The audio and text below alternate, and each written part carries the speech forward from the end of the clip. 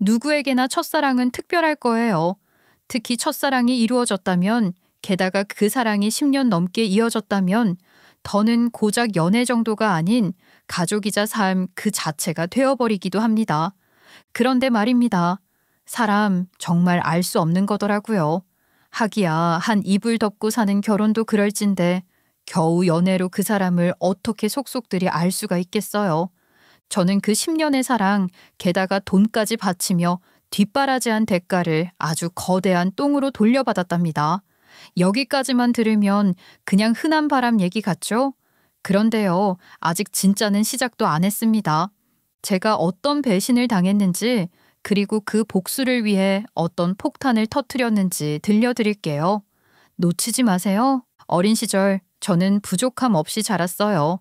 넓은 단독주택에 살았고 초등학생 때 영어를 배우라고 뉴질랜드로 짧게나마 유학도 보내져 다녀왔었죠. 방학마다 여름이면 해외여행을 갔고 겨울이면 눈 쌓인 리조트에 가서 한 달씩 살다시피 하면서 지냈어요. 어릴 때부터 발레, 피아노, 바이올린을 섭렵했고 중학교에 들어가고 나서는 유학반 영어 수업에 대회 준비반 과외까지 하루도 빠짐없이 스케줄이 꽉 차 있었죠. 누가 봐도 부족한 거 하나 없는 환경이었고 겉으로 보기엔 마치 그림처럼 완벽한 집안이었어요. 변호사로 잘 나가는 아버지, 곱고 착한 엄마, 그리고 오직 저 하나뿐인 외동딸이라는 조건까지 무엇 하나 모자란 게 없었죠. 그런데 그런 집은 제겐 전혀 따뜻하지 않았어요. 늘 부러움의 대상이었던 저희 집에는 늘 쩌렁쩌렁한 고함 소리가 울려 퍼지고 있었거든요. 본인 기분이 좋으면 농담도 하던 아버지는 기분이 조금만 틀어지면 사람이 확 돌변했어요. 식사 중에 반찬을 흘렸다는 이유로 밥상을 엎는 건 평범한 일이었고 엄마가 한숨을 쉬기라도 하면 접시가 벽에 날아가 깨졌어요. 그런 시간들 속에서 혹시 한마디라도 잘못하면 불똥이 저한테 튈까봐 아버지가 집에 있는 시간엔 항상 눈을 마주치지 않고 숨죽이고 있었어요. 한마디로 저에게 아버지란 존재는 늘 조심해야 할 폭발물 같은 존재였죠. 엄마, 아빠 오늘 왜 저래? 쉿, 그냥 네 방에 들어가 있어. 아무 말 말고. 근데 엄마, 왜 이렇게 화를 내? 나 때문에 그런 거야? 아니야, 너 때문 아니야. 그냥 조용히 있자. 알았지? 엄마는 항상 그렇게 말했어요. 조용히 있으라고, 아무 말도 하지 말라고. 제 기억 속 엄마는 언제나 그늘 아래 숨어 있는 사람이었어요. 얻어터지고도 소리 한번 지르지 않았고 사람들 앞에서는 언제나 웃는 얼굴이었지만 밤만 되면 숨죽여 울곤 했어요. 저는 자다 깼을 때 엄마가 방 안에서 흐느끼는 걸 수도 없이 들었어요. 그 소리를 들으면서도 저는 방에서 나갈 수 없었어요. 괜히 움직였다가 엄마가 또 다칠까 봐요. 그래서 저는 엄마가 더 안쓰러웠고 엄마가 너무 불쌍했어요. 삶의 낙이라곤 없던 엄마가 유일하게 기대고 있던 존재가 저였다는 걸 알았기 때문에 저는 더 열심히 공부했어요. 단 한 번도 반장을 놓친 적 없었고 전교 등수에서도 늘 상위권을 유지했어요. 우리 딸 너무 기특하다. 네가 있어서 엄마는 진짜 하루하루 사라지는 것 같아. 엄마, 내가 1등하니까 행복해? 행복한 거 봤지? 엄마 달의 덕분에 아주 행복해. 그럴 때마다 저는 더 열심히 살아야겠다고 다짐했어요. 엄마가 웃을 수 있는 유일한 이유가 저라면 저는 그 웃음을 지켜야 했거든요. 그렇게 저는 모범생으로 교내외 활동 하나 빠지지 않고 참여하면서 어른들이 좋아할 만한 아이가 되어갔어요. 하지만 집에만 돌아오면 매일이 살얼음판이었어요. 문 여는 소리부터 숨을 고르게 만들었고 신발 소리를 죽이고 들어가야 하는 게 일상이었죠. 그러던 어느 날 학교에서 집에 돌아왔을 때였습니다. 집 안이 이상하게 조용했어요. 아버지 차도 없고 조리도구 소리도 물 끓는 소리도 아무것도 들리지 않았어요. 처음엔 그냥 엄마가 외출하신 줄 알았어요. 그런데 아무리 불러도 대답이 없어서 이상하다는 생각에 집안을 돌아보다가 방 안에서 엄마를 발견했어요. 처음엔 엄마가 잠든 줄 알았습니다. 하지만 가까이 다가가 보니 숨소리도 온기조차 느껴지지 않았고 결국 저는 그대로 바닥에 주저앉고 말았어요. 엄마는 그렇게 스스로 세상을 떠났어요. 그때가 제가 17 고등학교 1학년이던 때였어요. 장례식 내내 저는 울 수 없었어요. 눈물보다 멍한 감정이 먼저였어요. 어떻게 엄마가 그럴 수 있었을까? 얼마나 그 괴로움이 컸기에 나를 남겨두고 떠날 수밖에 없었을까? 나라는 존재 하나로도 엄마가 살 이유가 되지는 못했던 걸까? 수없이 스스로에게 물었지만 대답은 오지 않았어요. 다만 하나, 엄마는 그 모든 시간이 너무 괴로웠구나. 차마 견뎌낼 수가 없었구나 라는 걸 뒤늦게야 알 뿐이었죠. 엄마가 세상을 떠나고 나자 아버지는 조금 달라졌어요. 그동안 폭군 같던 모습은 사라지고 말수가 급격히 줄었어요. 예전 같으면 그 상황에서 분노를 터뜨렸을 아버지가 상을 엎으려다 멈칫하고 무거운 숟가락만 내려놓을 뿐이었어요. 아버지는 그날 이후로 다시는 엄마 이야기를 꺼내지 않았어요. 집안은 전에 없이 고요해졌습니다. 하지만 저는 여전히 마음이 편하지 않았어요. 소란스러워도 밥상이 날아다녀도 차라리 엄마가 있던 그때가 낫다는 생각이 머릿속을 떠나지 않았어요. 적어도 그땐 울 수 있었고 토닥여주는 사람이 있었으니까요. 아버지가 조용해진 게 위로가 되긴커녕 더 무섭고 공허했어요. 그때부터 저는 엄마가 없는 세상에서 스스로 강해져야 한다는 걸 뼈저리게 느꼈어요. 그 누구도 제 감정을 받아줄 수 없다는 현실을, 그리고 엄마라는 존재가 얼마나 큰 기둥이었는지를 새삼 깨달았죠. 그래서 저는 더욱 침묵 속에서 살았어요. 겉보기엔 여전히 아무 문제 없는 아이였죠. 반 친구들, 선생님들, 학원 강사들 다들 저를 칭찬했어요. 엄마가 돌아가셨는데도 성숙하네. 돌아가신 엄마가 널 뿌듯해 하실 거야. 그런 말들을 들었죠. 하지만 아무도 몰랐어요. 집에 돌아오면 저는 늘 깊은 우울 속으로 침잠했고 우리 부녀 사이에는 단 한마디의 대화도 없었죠. 위로는커녕 엄마에 대한 건 강제로 지워지고 없었어요. 그 모든 시간들이 저를 이른 나이부터 아주 깊고 조용한 어른으로 만들고 있었고 어느 날 저녁 혼자 집에 있다가 문득 숨이 막히도록 서러운 감정이 밀려왔어요. 엄마 없는 저녁, 아무 말도 하지 않는 아버지. 그 무거운 공기 속에 갇혀 있다 보니 도저히 참을 수가 없었어요. 발에 슬리퍼만 겨우 걸친 채로 저는 밖으로 뛰어나갔어요. 어딜 가야 할지도 모르겠는 채로 달려 동네 놀이터에 도착했어요. 밤 공기는 차가웠고 놀이터엔 아무도 없었어요. 삐걱거리는 그네에 앉자마자 눈물이 쏟아졌고 저는 한참을 소리내어 엉엉 울었어요. 참으려 했는데 도저히 안 되더라고요. 그동안 눌러왔던 감정들이 그날 밤 놀이터에서 전부 터져버린 거였어요. 한참을 울다 문득 저쪽 벤치에 누군가 앉아있는 게 보였어요. 가로등 불빛에 어슴풀에 드러난 얼굴은 어디선가 본 듯한 아이였어요. 같은 학년이지만 같은 반이 된 적은 한 번도 없고 복도에서나 체육 시간에 어쩌다 마주친 적 있던 남자애였어요. 낡은 체육복, 터진 운동화, 헝클어진 머리, 척 보기에도 그다지 형편이 좋아 보이지 않던 애였죠. 순간 눈이 마주쳤고 그 애는 잠시 뒤 조용히 일어나 어딘가로 사라졌어요. 저는 그저 다시 고개를 떨구고 있었는데 잠시 후 그 아이가 돌아왔더라고요.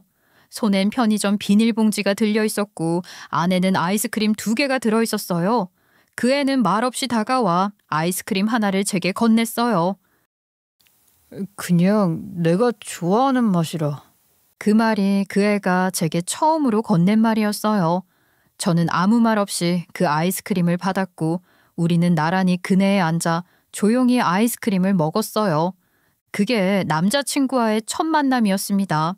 그날 이후로 우린 학교에서 마주치면 가볍게 눈인사를 주고받았고 도서관이나 운동장에서도 가끔 마주쳤어요. 반도 다르고 어울리는 친구들 그룹도 전혀 달랐지만 이상하게도 마음이 편했어요.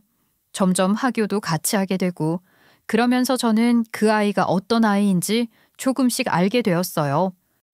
오늘도 도서관 가? 집엔 가봤자 시끄럽기만 해서. 나는 집이 너무 조용해서 싫은데. 우린 반대인데 네 집은 조용하고 좋겠다.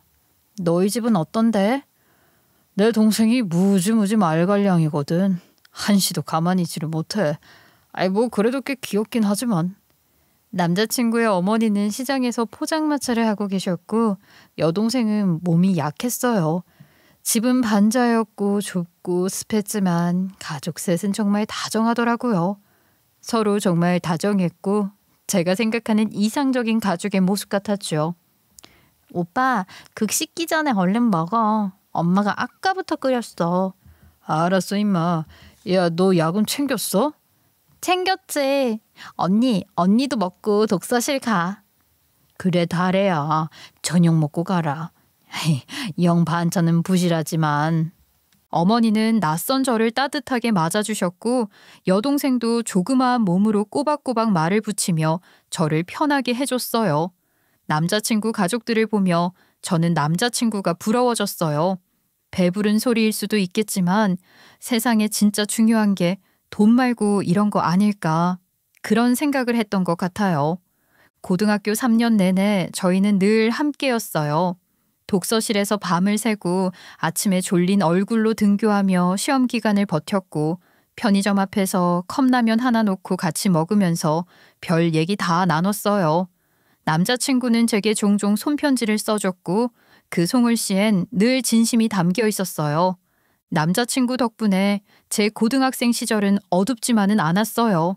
그 아이가 아니었다면 완전히 다른 날들이 됐을 거예요. 그렇게 우리는 서로가 서로의 위로가 되었고 구원이 되었어요. 저는 그 아이의 진심에 위로받았고 그 아이는 저와 함께 있을 때만큼은 자신이 가지지 못한 것들을 잊고 웃을 수 있었다고 말했어요. 서로가 서로를 부러워하면서도 서로가 서로를 감싸 안아줬죠. 고3 기간이 지나고 수능이 끝난 후 저는 원하는 대학에 합격했어요. 남자친구는 의대를 준비했지만 아쉽게 떨어졌어요. 저는 합격 소식을 전하며 기뻐했지만 동시에 마음이 무거웠어요. 서로 다른 길이 시작된다는 게 처음으로 두려웠거든요. 그래도 저는 믿었어요. 아니, 믿고 싶었어요. 우리 괜찮은 거지? 물론이지. 재수해서 붙을 거고 넌 그때까지 기다리면 돼. 그거야 별일도 아니지. 우리가 혹시나 멀어질까 봐 그게 좀 무서워. 우리가 지금까지 어떻게 지냈는데 우리 같은 사랑이 어디 또 있겠어. 우리는 절대 안 헤어져. 너 대학 가서 바람 피지만 않으면 야 그걸 말이라고? 그때는 정말 굳게 믿었어요. 우리 같은 사랑은 반드시 평생 간다고, 당연히 영원히 함께 할 거라고, 평범한 이별 같은 건 우리에게는 있을 리 없다고. 그렇게 저희는 처음으로 서로 다른 길을 걷기 시작했어요. 저는 대학생이 되었고 남자친구는 재수를 시작했죠. 대학 입학을 앞두고 저는 아버지에게 더는 함께 살고 싶지 않다고 말했어요. 솔직히 말하면 그 말을 입에 올리는 데까지도 꽤 시간이 걸렸어요. 별별 생각이 머릿속을 계속 맴돌았거든요. 그런데 의외였어요.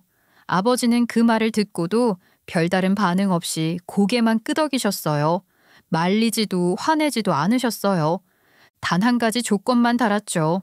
여자애 혼자 사는 거니까 안전한 곳이어야 한다고요. 그렇게 해서 아버지는 제 학교 근처에 보안이 잘 되어 있는 소형 아파트를 얻어주셨어요. 경비실에는 24시간 경비 아저씨가 계셨고 건물도 비교적 새 건물이었어요. 그런 집에 혼자 살게 되니 묘한 기분이 들더라고요.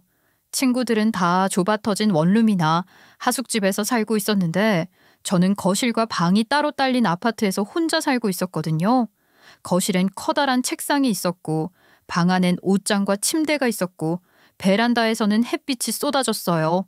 조용하고 따뜻한 그 공간에 혼자 앉아 있으면 마음이 복잡해졌어요. 어릴 땐 아버지를 많이도 미워했죠. 엄마한테 한 짓, 제게 퍼부었던 말, 집안에 울려 퍼졌던 고함 소리, 그 모든 장면이 머릿속에 그대로 남아 있었거든요. 그런데 이상하게도 나이를 먹고 혼자 살기 시작하니 그 미움이라는 감정이 조금씩 다른 모습으로 변해갔어요. 솔직히 말하면 스스로가 좀 우습다는 생각도 들었어요. 아버지가 벌어다 주신 돈으로 사는 집에서 아버지가 준 카드로 밥 사고 그 돈으로 입고 싶은 옷 사고 등록금 내고 생활하면서 정작 아버지를 미워한다고 입만 살아있는 제 모습이 말이에요. 사실 엄마가 돌아가신 이후로 아버지도 많이 변하기도 했어요. 예전처럼 술에 취해 소리 지르는 일도 줄었고 전화해서는 밥은 먹고 다니냐, 요즘은 어디 아프진 않냐 같은 말을 하기도 하셨죠. 그러다 보니 미움이라는 감정도 조금씩 녹아내리기 시작했던 것 같아요. 그렇다고 아버지가 용서된다거나 좋아졌다는 건 전혀 아니지만요. 아무튼 저는 그렇게 대학을 다니고 있었고 남자친구는 수능을 다시 준비하고 있었어요. 한 번에 재수로 끝나길 바랐지만 의대는 역시 쉽지 않았어요. 또 한 번 정말 아깝게 불합격 통보를 받고는 삼수를 준비하겠다고 말하더라고요. 진짜 다시 해볼 거야? 괜찮겠어? 이번엔 진짜 끝장 본다는 생각으로 해보려고. 놓으면 후회할 것 같아. 몸은 좀 괜찮아? 밥도 못 챙겨 먹고 맨날 컵라면 먹는다며. 그거야 뭐 익숙하지. 공부에만 올인해도 힘들 텐데 남자친구는 돈까지 버느라 정말 고된 일상을 살고 있었어요. 수험석 값을 벌기 위해 편의점에서 야간 아르바이트를 하고 끼니는 늘 컵라면으로 때우고 있었죠. 저는 그런 남자친구를 보며 마음이 너무 아팠어요. 저라는 사람은 그저 돈 많은 부모 밑에 태어났다는 이유 하나만으로 그 모든 것들을 당연하게 누리고 있었으니까요. 아무것도 하지 않아도 학비가 내지고 밥값 걱정 없이 하루 세 끼를 챙길 수 있었고 전공책도 살 때 눈치 볼 필요가 없었어요. 그런데 남자친구는 온 힘을 다해 발버둥 치는데 그게 매번 벽에 부딪히는 걸 지켜보는 게 너무 괴로웠어요. 어쩐지 죄책감마저 들더군요. 그래서 결국 저는 결심했어요. 남자친구에게 같이 살자고 제 자취방에 들어오라고 제안했죠. 처음에 남자친구는 거절했어요. 그건 좀 너희 아버지가 해주신 집이잖아. 나까지 얹혀 가는 건 좀 부담되지. 부담 가질 필요 없어. 그냥 같이 살자. 어차피 나 혼자 있는 거 외롭기도 하고 무섭기도 하단 말이야. 그래도 내가 네 집에서 살다니 말이 안 되잖아. 혹시 소문이라도 나면. 그냥 딱 말 들어.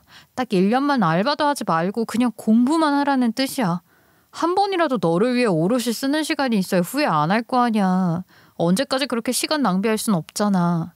그 말을 몇 번이나 하고 또 한 끝에 결국 남자친구는 고개를 끄덕였어요. 그렇게 해서 시작된 동거 생활은 흔히 상상하는 그런 동거와는 거리가 멀었어요. 핑크핑크한 분위기는 전혀 없는 거의 재수학원 기숙사 같은 분위기였죠. 남자친구는 자는 시간 빼고는 전부 책상 앞에 앉아 있었고 저는 학교 수업 다녀와서 청소하고 빨래하고 밥 차리고 간식 챙기고 말 그대로 공부에만 집중할 수 있게 뒷바라지 했어요. 남자친구가 책에 집중하면 저는 조용히 이어폰을 끼고 책을 읽거나 과제를 했고 가끔 같이 밥을 먹을 때만 말이 오갔어요. 그렇게 시간이 흘러 수능이 끝났고 결과 발표 날이었어요. 아침부터 남자친구는 초조한 눈빛으로 핸드폰을 들여다보고 있었고 저는 옆에서 괜히 안절부절 못하며 물만 들이켰어요. 열어봐 얼른. 손이 떨려서 클릭이 안 되네. 네가 눌러주라. 그래, 내가 눌러볼게. 자, 준비됐지? 누른다. 하나, 둘, 셋. 클릭한 순간 화면에 뜬 합격 문구를 보자마자 우리는 둘 다 그대로 얼어붙었어요. 그리고 몇 초 후 남자친구가 눈을 감더니 그대로 울기 시작했어요. 저는 그렇게 울고 있는 남자친구를 끌어안았고 둘만의 작은 파티를 열었죠. 제가 준비한 케이크와 피자, 콜라 한 병이 전부였지만 세상에서 가장 값진 파티였어요. 등록금이 걱정이라는 남자친구 말에 저는 아버지가 준 카드로 등록금을 냈어요. 꽤 큰 돈이었지만 한치의 망설임도 없었어요. 당연한 선택이었고 조금도 아깝지 않았어요. 그 돈으로 어떤 명품을 사는 것보다 남자친구가 걱정 없이 공부하는 게 훨씬 더 가치 있었으니까요. 내가 낸 거라고 생각하지 마. 그냥 장학금 받은 거라고 생각해. 나중에 꼭 갚을게. 나 너한테 말도 안 되는 고급 레스토랑도 데려가고 정말 평생 호강시켜 줄 거야. 아, 방금 거 녹음해둘 걸. 너 그 말 꼭 지키기다. 남자친구는 그렇게 국립대 의대생이 되었고 저는 여전히 제 학교에서 수업을 듣고 있었어요. 다만 아쉬운 건 저희 학교와 남자친구 학교가 거리가 좀 있다 보니 더 이상 같이 살 수는 없었다는 거예요. 남자친구는 본가에서 학교를 다니기로 했고 저는 다시 혼자가 되었죠. 남자친구가 본과생이 되던 해 저는 졸업을 앞두고 한참 취업 준비 중이었어요. 수십 번 이력서 쓰고 몇 차례 면접을 보던 중 제가 가고 싶던 중견 출판사에서 연락이 왔고 운 좋게 최종 합격 소식을 받게 됐죠. 들뜬 마음으로 출근했지만 그렇게 시작된 첫 직장은 기대만큼 좋지만은 않았어요. 처음엔 새벽에 눈이 떠질 만큼 설레고 책을 다룬다는 자부심도 있었죠. 하지만 현실은 교정 하나 틀렸다고 편집장이 책상을 내리치고 작가가 약속 못 지키면 그 화살이 다 저한테 돌아오는 구조였어요. 저녁 8시 퇴근이면 일찍 나가는 날이었고 밤 11시에 컵라면 하나 끓여 먹고 그대로 침대에 쓰러지는 게 일상이었어요. 하루는 유난히 회의가 길어지고 편집장이 고래고래 소리를 지르는 바람에 기가 쭉 빠져서 사무실 복도 창틀에 앉아 있었어요. 거기 앉아 멍하니 창밖을 보고 있는데 마침 남자친구한테서 전화가 왔더라고요. 여보세요? 왜 이렇게 목소리가 축 처졌어? 어디야? 회사 복도야. 그냥 좀 숨 막혀서. 무슨 일 있었어? 그냥 좀 힘들어. 아무것도 아닌 일로 욕먹고 마감은 밀리고. 나 뭐하나 왜 이러고 있나 싶어. 거기 있어. 나 금방 갈게. 전 말렸어요. 새벽부터 병원 실습하느라 지친 사람을 이 밤중에 오게 할 수는 없다고요. 근데 1시간쯤 지났나? 정말 남자친구가 사무실 앞으로 왔더라고요. 양손엔 포장된 케이크 상자랑 따뜻한 핫초코가 들려 있었어요. 너 단 거 먹으면 기분 좀 나아지잖아. 네가 좋아하던 그때 그 치즈케이크. 너 과제 끝나고 바로 온 거야? 버스 놓쳐서 택시 타고 왔어. 그날 그 케이크 한 조각이 그 어떤 것보다 큰 위로가 되더라고요. 저희는 서로 바빴고 지쳐 있었지만 그래도 서로를 놓지 않았어요. 연락이 안 되는 날이 많아도 짧은 문자 하나에도 마음이 움직였고 짧은 통화에도 서로 웃었어요. 하지만 그 평온도 오래가지 않았어요. 남자친구가 본과 3학년이 되자 병원 실습이 시작됐거든요. 새벽같이 집을 나서고 밤늦게 돌아오고 주말에도 과제와 시험 준비로 쉴 틈이 없었어요. 저도 일이 점점 많아졌고 어느 순간부터는 서로 얼굴을 보기조차 힘들어졌어요. 평일은 물론 주말에도 각자 일정으로 바빠서 한 주가 연락 한 번 없이 지나가는 경우도 생겼죠. 이번 주 토요일에 저녁 어때? 오랜만에 얼굴 좀 보자. 토요일은 안 될 것 같아. 다음 주 실습 발표 준비해야 돼서. 그럼 일요일은? 일요일엔 병원에서 케이스 발표가 있어. 아침부터 나가야 돼. 이런 일들이 반복되면서 저는 속으로 불안함을 키워갔어요. 처음엔 이해했어요. 바쁜 거 안다고, 공부해야 하는 거 안다고, 힘들 거 안다고요. 근데 아무리 바빠도 보고 싶고 얘기하고 싶은 마음이 있다면 방법을 찾을 수 있잖아요. 예전엔 그렇게 해줬던 사람이었으니까요. 그런데 이상하게도 이제는 그런 시도조차 하질 않더라고요. 그 무렵부터 저는 미래 이야기를 꺼내기 시작했어요. 우리 앞으로 어떻게 할 건지, 졸업하면 어떻게 살 건지 서로의 계획에 대해 얘기해보고 싶었어요. 그게 당연하다고 생각했으니까요. 우리는 10년 넘게 함께한 사이였고 서로가 서로의 인생에 깊이 들어와 있는 사람들이니까요. 우리 이제 슬슬 얘기 좀 해보자. 너 졸업하면 어디 병원 갈 건지, 난 지금 직장 계속 다닐 건지, 뭐 그런 거? 아직은 너무 이르지 않아? 요즘 전공의 시험 준비하느라 머리도 안 돌아가. 그래도 대충은 계획이 있어야 하잖아. 난 이제 마냥 기다릴 수만은 없는 입장이고. 다래야, 미안한데 우리 엄마 컨디션도 요즘 안 좋고 이번 얘기도 나와서 신경 쓸 게 한두 가지가 아니야. 나중에 얘기하자.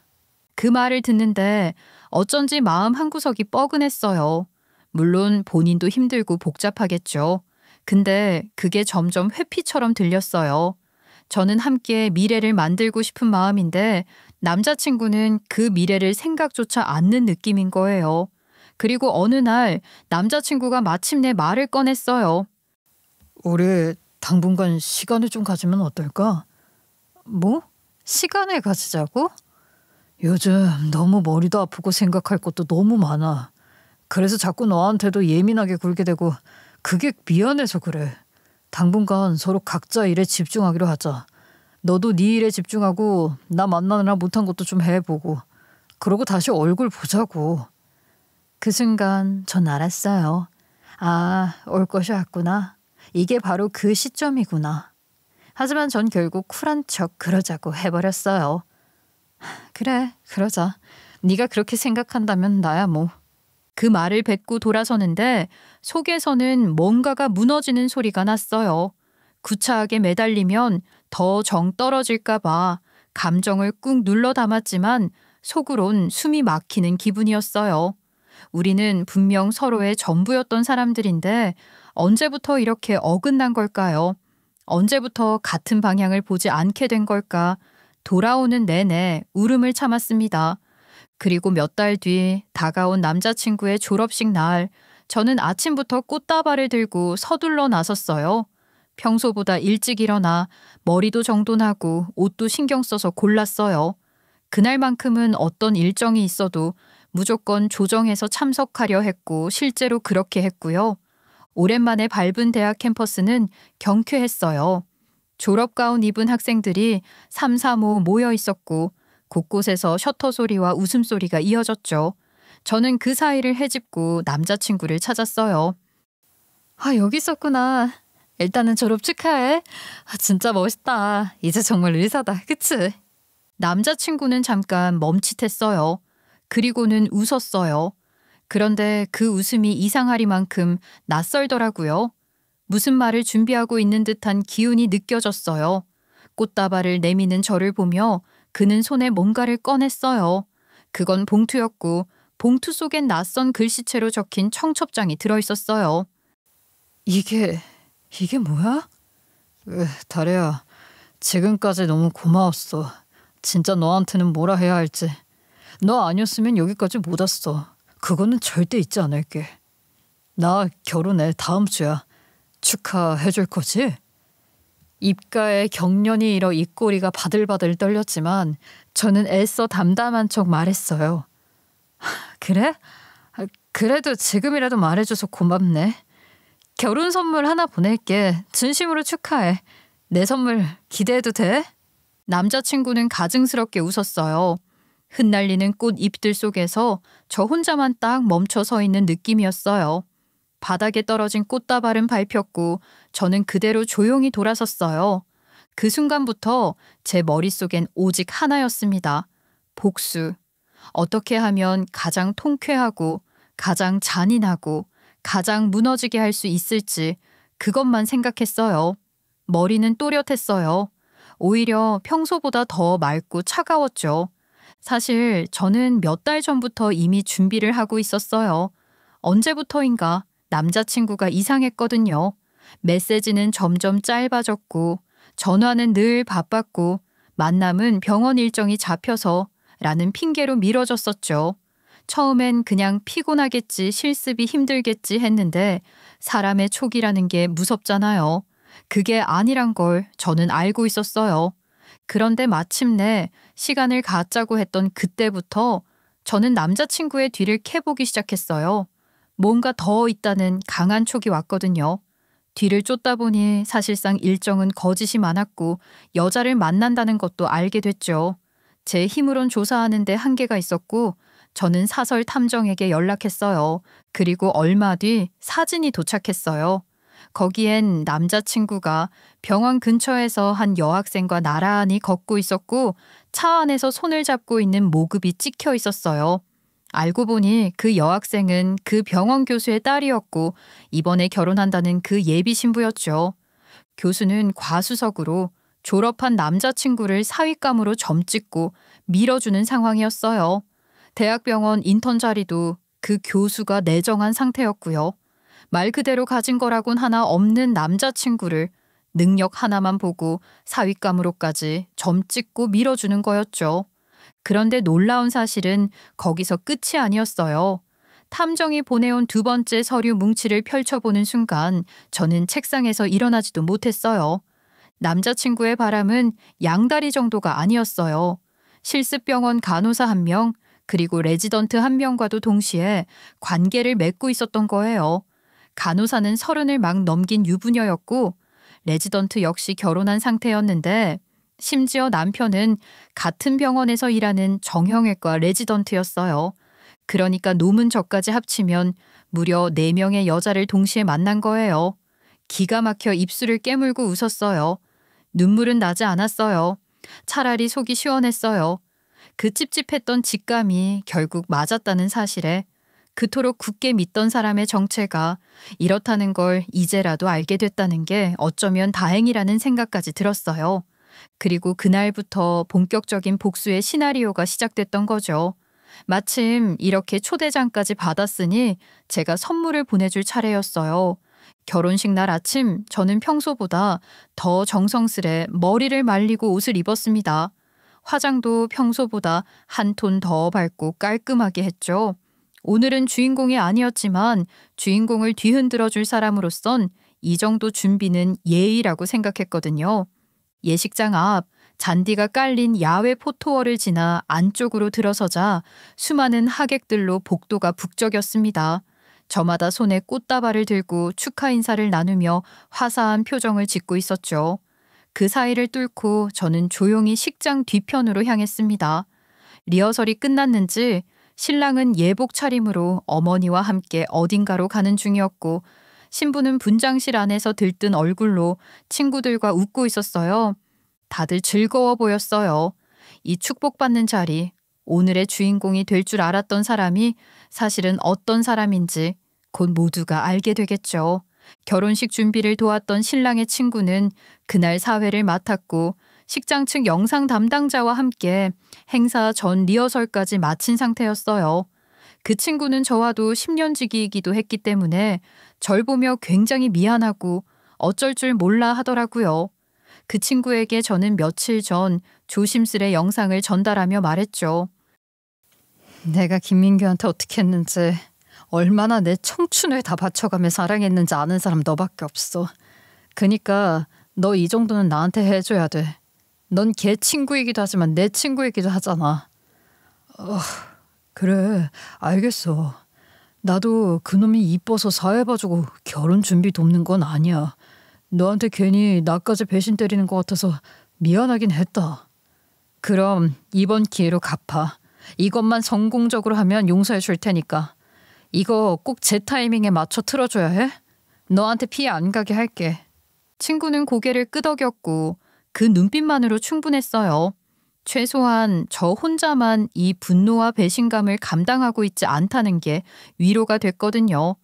그리고 마침내 예식이 시작되고 조명이 서서히 낮아지자 사람들은 일제히 정면의 대형 스크린을 바라봤습니다. 음악이 잔잔하게 깔리며 일반적인 신랑 신부 속의 영상처럼 보이는 영상이 시작됐고 하객들도 박수를 치며 집중하기 시작했어요. 그러나 영상이 시작되고 몇 초가 지나자 화면이 갑자기 노이즈와 함께 흔들리기 시작했습니다.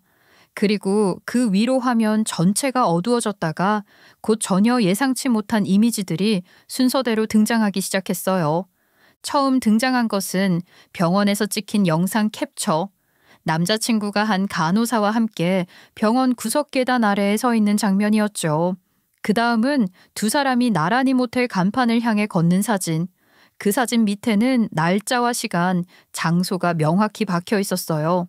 하객석 여기저기서 숨죽이는 소리가 들렸습니다. 누군가는 입을 틀어막았고 누군가는 속삭였고요. 그 순간에도 영상은 계속 이어졌습니다. 다른 유부녀 레지던트와 침대에 나란히 누운 듯한 셀카 사진, 차량 안에서 찍힌 입맞춤 장면, 병원복 차림으로 몰래 손을 맞잡고 있는 사진과 모텔을 드나드는 수십 장의 장면들이 쏟아졌죠. 물론 신랑을 제외한 여자들의 얼굴은 모두 모자이크 처리된 상태였어요. 그래서 뚜렷하게 드러나진 않았지만 옷과 체형, 장소와 시간대가 모든 것을 설명하고 있었죠. 당사자와 가까운 지인들은 모두 알 수밖에 없는 사진들이었죠. 그리고 바로 그때 한 남자가 울컥한 표정으로 무대 앞으로 걸어 나왔습니다. 신랑의 턱시도 앞서풀 움켜쥐고 밀쳐내더니 그 자리에서 뺨을 그대로 후려쳤죠. 정형외과 손쌤이지? 맞네, 맞아. 와이프가 신랑이랑 놀아놓은 거네. 이야. 곧이어 다른 쪽에서 비명이 터졌습니다. 간호사 여자였죠. 드레스를 입은 신부 쪽으로 달려가더니 신랑의 턱시도를 그대로 잡아 찢으며 고래고래 소리를 질렀습니다. 이게 다 너 때문이야. 나한텐 내가 진짜 사랑이라더니 다른 여자랑도 바람을 피워? 야, 네가 사람 새끼야? 네가 인간이야? 신랑은 당황해 터진 입술을 쓸었고 신부는 하얗게 질린 얼굴로 바닥에 주저앉아 있었습니다. 잠깐만. 오해예요, 여러분. 이건 다 누가 조작한 거야. 저 영상 믿지 마세요. 다 편집된 거라고요. 그때였습니다. 식장 입구 쪽에서 뚜벅뚜벅 걸어오는 위험 있는 발걸음. 신랑의 예비 장인이었습니다. 그는 무대 앞으로 걸어오더니 아무 말 없이 신랑의 뺨을 세게 한 번 더 날렸죠. 은혜를 원수로 갚은 놈은 인간도 아니다. 넌 그냥 짐승새끼야. 내가 그렇게 믿고 밀어줬더니 이 고의한 놈 같으니라고. 신랑은 그대로 무릎을 꿇었고 신랑 어머니까지 비틀거리면서 앞으로 나와 울부짖었어요. 아니, 사돈어른, 사부인, 이거는 뭔가 잘못된 겁니다. 누군가 우리 아들이 모함한 거예요. 우리 아들이 그럴 리가 없어요. 믿어주세요. 그러나 교수는 냉정하게 등을 돌렸습니다. 신부는 여전히 바닥에서 엎드려 흐느끼고 있었고 몇몇 하객들은 이미 자리를 뜨고 있었습니다. 결국 예식장은 말 그대로 아수라장이 됐죠. 당사자인 신랑은 머리끄덩이를 잡히고 신부는 실신 직전까지 가고 병원 사람들이 대다수였던 하객들은 난리통의 시장바닥처럼 뒷담화를 해댔고 누군가는 영상을 몰래 촬영해댔죠. 그 혼란을 지켜보며 저는 싱긋 웃었어요. 내 선물이 아주 성공적으로 도착했구나 하고 만족스러운 웃음을 말이에요. 속이 시원하긴 한데 이거 괜찮나? 명예훼손 아냐? 싶기도 하실 거예요. 맞아요. 명백한 명예훼손이었어요. 저도 그런 걸 모른 게 아니에요. 전 이미 이 일을 실행하기 전부터 변호사를 선임해뒀고 영상에 사용된 모든 자료들을 법적으로 자문받아 정리해둔 상태였어요. CCTV 영상, 카카오톡 메시지, 음성 녹음, 위치 기록, 심지어 진술서까지 다 증거로 쓸 수 있게 형태로 준비해뒀죠. 혹시라도 법정에 서게 되더라도 저는 싸워서 이길 자신이 있었어요. 그리고 설령 제가 명예훼손으로 처벌을 받는다 해도 그건 감수하고 가야겠다는 각오였어요. 오늘 이 복수는 무조건 실행해야겠다. 이런 더러운 일을 저지른 사람에게 최소한 이 정도는 갚아줘야 한다는 생각이 강했거든요. 그런데 예상과는 다르게 영상 속 당사자들, 그러니까 그 유부녀 간호사나 레지던트 쪽에서는 아무런 고소 연락이 없었어요. 처음엔 뭐지? 조용히 있다 고소하려고 하나 싶었는데 그게 아니라 그냥 조용히 잠적을 택한 거였어요. SNS 계정 다 비공개로 돌리고 병원엔 사직서 내고 그대로 사라졌다는 얘기를 들었어요. 아마도 유포자를 잡기보단 그냥 빨리 묻고 숨는 쪽을 선택한 거겠죠. 모자이크 덕에 완전히 탄로나지 않은 게 다행이란 생각이 먼저였을 거예요. 그렇게 잠잠하던 와중 연락이 온 사람이 딱 하나 있었어요. 바로 제 전 남자친구였죠. 처음엔 받지 말까 고민했지만 한편으로는 뭐라고 할지 한번 드러나 보자 싶어서 받았어요. 수화기 너머로 들려온 첫 마디는 이랬어요. 너지? 이거 네 짓이지? 알면서 뭘 물어. 내가 아니면 누가 이딴 선물을 줘? 너 진짜 이렇게까지 해야 했냐? 아무리 내가 잘못했어도 그래도 이건 아니잖아. 질질 짜댈 거면 끊는다. 아참, 너 앞으로 짤일 많을 거니까 그 눈물은 좀 아껴둬라. 쓸데 많잖아. 수화기 너머에서 또 흐느끼는 소리가 들렸어요. 어처구니가 없어서 그냥 끊어버렸죠. 미안하다는 한마디 없이 울기만 하는 모습에 단 1g의 연민도 안 생기더라고요. 예상대로 놈은 당연히 파혼당했고 한때 예비 장인이었던 교수는 식이 끝나자마자 병원 인사팀에 윤리위원회 소집 요청을 넣었고 바로 내부 징계가 들어갔어요. 아직 인턴도 정식 발령 나기 전이었기 때문에 큰 병원 쪽에서는 그 경력으로는 발도 못 들이게 됐고 병원 윤리위원회 회의록까지 남아서 앞으로 지원서 낼 때마다 필터링 될 수밖에 없는 상황이 됐어요. 그리고 그 이후 병원계 커뮤니티는 물론 의대 동기들 사이에서도 놈의 소문은 순식간에 퍼졌어요. 당연히 단단히 찍혔죠. 교수 따님 꼬셔서는 배신 때리고 유부녀 간호사 건드리고 심지어 선배 레지던트의 와이프랑도 놀아난 결국 결혼식 날 예식장을 폭탄으로 날려버린 주인공이라니 특히나 자기 스승의 딸도 배신하고 동료 선배 의사 와이프까지 후렸으니 모든 병원 남자들의 공공의 적 그 자체였죠. 며칠 후 놈이 술에 취해 저를 찾아왔더군요. 진짜 짜증났지만 한 번쯤은 얼굴 보고 말해주고 싶었던 것도 있긴 했어요. 너는 몰라. 가난한 게 어떤 건지. 나는 진짜 어떻게든 살아남고 싶었던 거야. 그래서 남의 여자 손잡고 모텔 다니고 남의 약혼녀랑 드레스 고르면서 내 카드로 책 사고 밥 먹고 그러면서 불쌍한 척 했던 거니? 너한테 돈 받는 것도 솔직히 싫었어. 굴욕 같았다고. 너나 네 아버지가 나를 무슨 바보 온달 취급하는 것도 싫었고 너희 아버지가 나 보는 눈빛도 혐오스러웠고 난 진짜 내 힘으로 뭔가 잃어보고 싶었던 거야. 나도 올라가고 싶었어. 신분의 사다리라는 걸 내 힘으로 한번 올라보고 싶었다고. 놀고 자빠졌네 진짜. 바람 피고 여자 후리는 게 네 힘으로 올라가는 거냐? 지랄하지 마. 가난해도 정정당당한 척 오지게 해대더니 결국 이거였구나. 넌 네 가난 때문이 아니라 네 그 버러지 같은 정신머리를 부끄러워해 이 기생충 같은 새끼야. 곱씹을수록 어이가 없었어요. 제가 그동안 했던 모든 뒷바라지가 놈에겐 다 굴욕이었단 말이었어요. 같이 살자고 한 것도 책 사라고 용돈 준 것도 밤새 공부하는 거 옆에서 간식 챙겨준 것도 고마움 대신 굴욕으로 받아들였다니 저는 한때 놈을 구원이라고 생각했는데 놈은 저를 족쇄라고 생각하고 있었던 거예요. 그 뒤 얼마 안 가 놈이 저를 명예훼손으로 정식 고소했어요. 고소장 받았을 땐 순간 움찔했죠. 이걸 진짜 하는구나 싶어서요. 하지만 저는 이미 대비해둔 게 있었기 때문에 곧바로 맞고소장 작성 들어갔어요. 사기, 정신적 피해 보상, 뒷바라지 비용 반환 청구까지 다 걸었죠. 조정 기간이 꽤 길었고 몇 차례 공방이 오갔어요. 그쪽에선 제가 보복 목적으로 인격을 훼손했다며 명예훼손을 주장했고 저는 그가 결혼할 의사가 없었음에도 장기간의 관계를 유지하며 금전적 이득을 취했고 정신적으로도 고통을 줬다고 반박했어요. 법원은 결국 제 주장을 일부 받아들였고 놈이 저를 기망하고 경제적으로 지속적인 지원을 받으면서도 결혼할 계획이 없었다는 점, 그리고 그로 인해 제가 정신적 피해를 입은 점에 대해 일정 부분 보상하라는 판결을 내렸어요.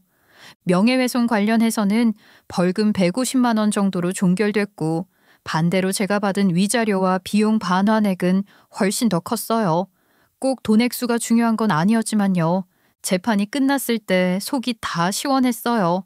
더럽고 지저분하고 치사한 싸움이었지만 그런 개싸움을 이기고 나니 오히려 더 통쾌하기 그지없더라고요. 그 일 이후로 전 남자친구는 아예 자취를 감췄어요. 어디서 뭘 하는지 누구랑 지내는지 소식 한 줄 들을 수 없었어요. 저는 굳이 궁금하지도 않았고요. 그러다 몇 달쯤 지나서 우연히 누군가 입에 올리는 걸 들었죠. 걔 지방으로 내려갔대. 조그마한 병원에서 일한다던데. 한때는 교수 사위를 노리고 대학병원 인턴 자리를 약속받았다던 그였는데 결국 그렇게 어설프게 끝나버린 거예요. 신분 상승이니 인생 역전이니 하며 세상 모든 걸 쥐려 했던 그 손은 결국 허공만 휘저었고 손에 들어온 건 망신과 잿더미뿐이었죠. 그토록 잡고 싶어 했던 부와 명예는 손에 쥐기도 전에 스스로 내던졌고 남겨진 건 뒷담과 조롱뿐이었어요. 진짜 어리석은 놈 아닌가요? 그런 놈을 열렬히 믿고 헌신했던 제 지난 날도 어리석긴 마찬가지였지만요. 한편 저는 출판사 일을 정리하고 퇴사했어요. 오래전부터 이 일은 내 일이 아니다 싶던 마음이 점점 더 선명해졌거든요. 하루하루 누군가의 글을 손보고 맞춤법을 고치고 표지 디자인이니 발행일이니 싸우는 게 어느새 지쳤어요.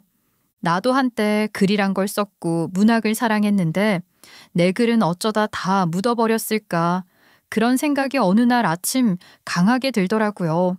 그 무렵 저는 서랍 속에 고이 접어 넣어뒀던 오래된 노트를 꺼냈어요. 거기엔 제가 겪었던 일들이 거칠게 써 있었고 그걸 토대로 복수극 연애소설을 쓰기 시작했죠. 가명을 쓰고 배경을 살짝 비틀고 인물들 설정을 더 세게 잡았어요. 제가 받은 상처와 모욕, 복수의 순간을 고스란히 녹여냈어요. 첫 화 올리던 날은 심장이 두근거릴 정도로 떨렸는데 몇 주 지나니 독자 반응이 조금씩 오기 시작했어요. 진짜 있었던 일 아니에요. 이건 너무 리얼해서 소름. 드라마로 나왔으면 주인공 진짜 응원하고 싶어요. 그런 댓글 하나하나에 혼자 피식 웃기도 했고 나도 모르게 눈물이 맺히기도 했어요. 누군가에게 위로를 받는다는 게 이런 기분이구나 싶었어요. 그렇게 하나씩 쌓인 연재가 완결을 향해 가고 저는 어느새 작품 몇 개를 낸 웹소설 작가가 되어 있었어요. 꾸준히 연재한 몇 작품 중 하나는 결국 종이책으로도 출간됐고요. 전 남자친구 놈과의 재판이 한창이던 어느 날 아버지가 제게 그러더군요. 네가 그렇게 된 게 내 탓도 있는 것 같다. 애비가 너무 좀 거칠었지. 세상 살다 보니 그러더라. 애비가 변변찮으면 딸들이 이상한 놈한테 잘 홀린다고. 남자놈 믿지 마라. 그냥 혼자 살아. 요즘 세상에 결혼해서 뭐 하냐. 네, 그러려고요. 저 성공한 결혼을 본 적이 없어서요. 그게 뭐 아빠 탓이긴 하네요. 날카로운 말 같지만 나름 냉소적인 유머였어요. 우리 부녀만의 대화 방식이었죠. 화해라고 부르긴 애매하지만 그 어색한 대화 안에 조금은 부드러워진 공기가 있었어요. 저는 여전히 아버지를 온전히 용서하지는 못했어요. 어릴 적 그 폭력적인 아버지에 대한 기억들과 엄마에 대한 연민은 아직도 마음 한구석에 깊게 박혀 있으니까요. 하지만 우리 사이에 얼어붙은 강물에도 이제는 얕은 물줄기 하나가 흐르기 시작한 것 같았어요. 그날 밤 저는 책상 앞에 앉아 오래된 일기장을 열었어요.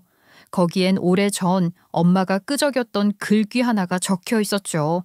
구원은 바깥에서 오는 게 아니라 내 안에서부터 시작되는 거다. 그 말을 이제서야 진짜 이해할 수 있을 것 같았어요. 전엔 누군가에게 기대고 싶고 누군가가 저를 끌어내주길 바랐어요. 부모든 연인이든 세상이든. 그런데 이제는 알아요. 누군가를 미워하고 원망하다 보면 결국은 그 미움에 홀려서 엉뚱한 곳으로 도망가게 돼요. 그게 사람이든 일이든 도망친 자리엔 낙원이 없어요.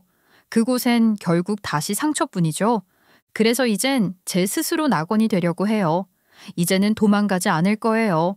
제 발 딛고 선 이 자리에서 저는 제가 걸어갈 길을 다시 그릴 거예요. 구원은 어디에도 없어요. 스스로 싸우고 스스로 일어나는 사람만이 진짜 자기가 사는 삶을 만들어낼 뿐이죠. 그리고 저는 이제 누가 뭐래도 제 인생의 작가예요. 과거의 페이지에 배신과 복수가 적혀 있었다면 이제부터는 용기와 치유, 그리고 진짜 사랑을 써내려갈 차례죠. 지금 이 이야기를 듣고 계신 분들 중에도 혹시 누군가에게 깊이 상처받고도 그 상처를 안고 살아가는 분들이 있다면 꼭 기억해 주세요. 여러분을 망가뜨린 사람에게 복수를 하든 그냥 단단히 잊고 살아가든 어떤 방식이든 그 선택은 여러분의 것이고 여러분이 그 결과를 이끌어낼 수 있는 힘이 있다는 걸요. 오늘 제 이야기를 끝까지 들어주셔서 진심으로 감사합니다. 누구보다 강인하게 각자의 존엄을 지키며 살아가시는 여러분의 내일을 무한히 응원합니다.